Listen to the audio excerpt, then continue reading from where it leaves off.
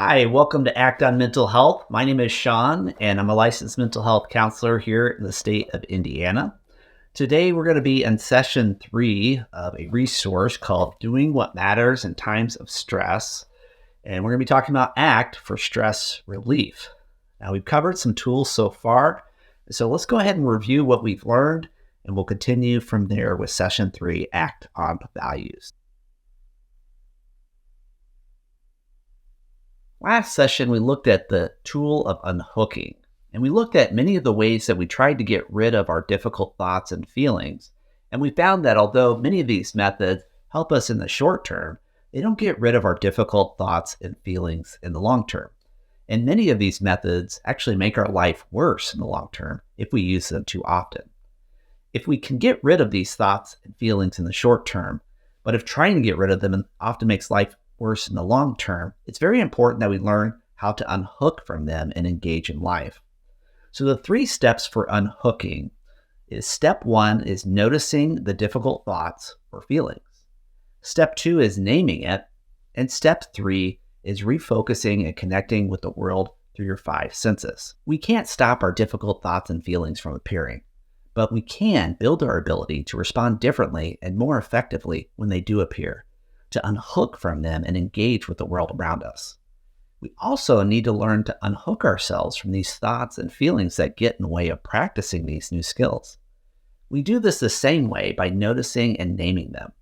So see if you can do this right now. Is there some thought that's appearing right now as you watch this video?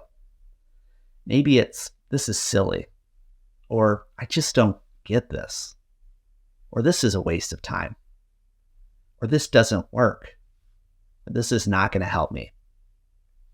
Notice that thought, name it, and then ground yourself. And I'll pause for a few seconds while you do this. In today's session, we will address an important new question. What do we do after we have unhooked or grounded ourselves? Well, the answer is we get in touch with our values and we use them to guide our actions. And how's that going to help me, you might be wondering? Well, that's a good question. I'm going to answer that soon. But first, let's look at what we mean by values and how they're different from goals. Goals describe what you're trying to get. Like I'm trying to get a job, or I'm trying to get a promotion. I'm trying to get an education. Values describe the sort of person you want to be. I want to be a lifelong learner. Those don't have an end, and they're perpetually motivating us toward action. By values, we mean your deepest desires for how you want to behave as a human being.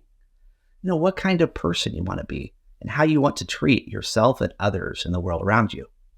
Many of us have never thought about these questions in detail. We go through life day to day following the same routine. But in order to create a rich and meaningful life, we need to stop to think about what we are doing and why we're doing it. Now you can start to identify your own values by asking yourself these questions. What do I want my life to be about? What is really important to me? What sort of person do I want to be? What sort of relationships do I want to build? If I was not struggling with these difficult thoughts and feelings, what would I do? Where would I use my time and energy? Now, it's very important to know your values because they can give you a sense of meaning and purpose and energy, even in highly stressful situations. You might notice that this picture is very similar to the one that we saw back in session 1. The right arrow means living by your values, saying and doing things that move you toward the sort of person you want to be. The left arrow means you're moving away from your values, saying and doing things that pull you away from being the sort of person you want to be. Usually, when we become hooked by difficult thoughts and feelings, we go to the left. We move away from our values. We've been learning over the last few sessions to unhook ourselves, to make it easier for us to go to the right, to live by our values, to be the sort of person that we want to be. So even if we are extremely stressed, having a very difficult time, we can still choose to be the sort of person that we want to be. Now I want to do a little exercise with you to help you identify your values. I want you to review the list of common values and see if any resonate with you. There may be a few that you select, and maybe a few that are not there, that are really important to you, that stand out. Consider the questions that I mentioned earlier and write down your values. For me, 5 values stand out. I want to be helpful. I want to be a lifelong learner. I want to be a spiritual person. I want to be genuine. And I want to be flexible. What has helped me to know my values has been to filter them through the pain index. How much pain am I in when I am not helpful, when I am not learning, when I'm not being spiritual, when I'm not being genuine, or when I'm not being flexible? I'm in pain right now just thinking about situations when I wasn't living these values. For example, when I don't say what I think or feel, I feel the pain of being fake rather than being genuine. Or if I don't take time to pray, I feel the pain of distance from God. Now, these are my values. These carry tremendous weight for me for how I feel about myself in the world and who I want to be in life. Values resonate. Values motivate. Values above goals endure across time. So take a moment and write down at least 5 values you feel represent you best.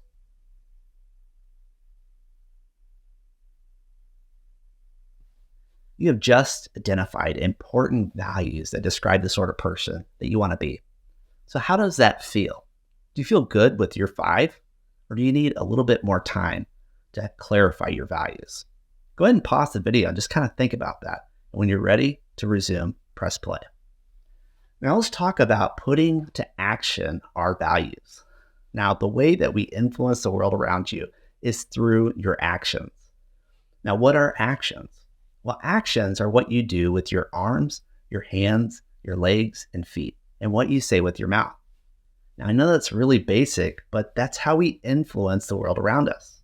The more that you focus on your own actions, the more that you can influence the immediate world around you, the people and situations that you encounter every day. We can't always do something to change the world around us. The world's a big place. There's going to be wars, there's going to be famine, there's going to be inflation. But we can do something about our own actions that influence those around us. Instead of choosing sides to fight in a war, we can choose to collaborate and be peaceful toward those around us. Now, a good question to ask yourself is this: do my actions support my values? In other words, are your actions moving you toward or away from your values? Now, very importantly, your values go 2 ways, toward yourself and towards others.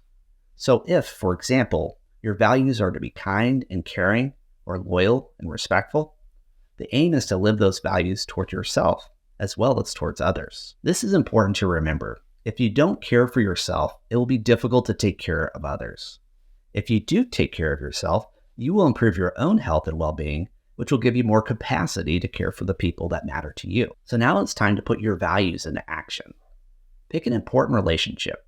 Choose someone you care about a lot and that you see on a regular basis. What values do you want to live by in this relationship?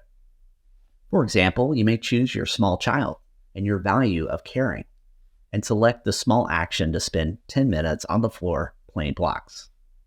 The mistake that we often make is overestimating big actions and underestimating small actions. Remember, even the tiniest actions matter. A giant tree grows from a tiny seed, and even in the hardest or most stressful of times, you can take small actions to live by your values. When you act on your values, you will begin to create a more satisfying and fulfilling life. Create your plan and review it. Ask yourself, is this something I can do this week? If not, does it need to be smaller and easier to do? So you now have 3 tools for stress relief: grounding, unhooking, and acting on values. You may be thinking that you've got a lot of problems and you're feeling the anxiety to do something about your stressful situation, like right now. You have 3 basic choices. First choice is to leave. The second choice is to change what can be changed and accept the pain that cannot be changed and live by your values. The third choice is to give up and move away from your values. Sometimes you can't leave a situation, like prison or a hospital bed, so you may only have 2 choices. But again, if you're this far into the series or video, you're probably thinking giving up's not an option. So if that's you, you only have one option in this stressful situation. This may be good to commit to memory, to remind yourself when things get stressful, that I can change what can be changed, accept the pain that cannot be changed, and live by my values. There is something you can do that will improve any difficult situation, at least a little bit. And that's what we're going to discuss in the next video on Act for Stress Relief. Tool number 4 is be kind. Thanks for joining me today in this video. If you haven't already, you can go ahead and like, share, or comment on this video. It'll help it to get to other people like you and me that are learning ACT and learning to live a less stress-filled life. If the content was valuable and you want to see this in the future, make sure you hit the subscribe button. Remember, your journey towards a more purposeful and mindful life begins with a single click.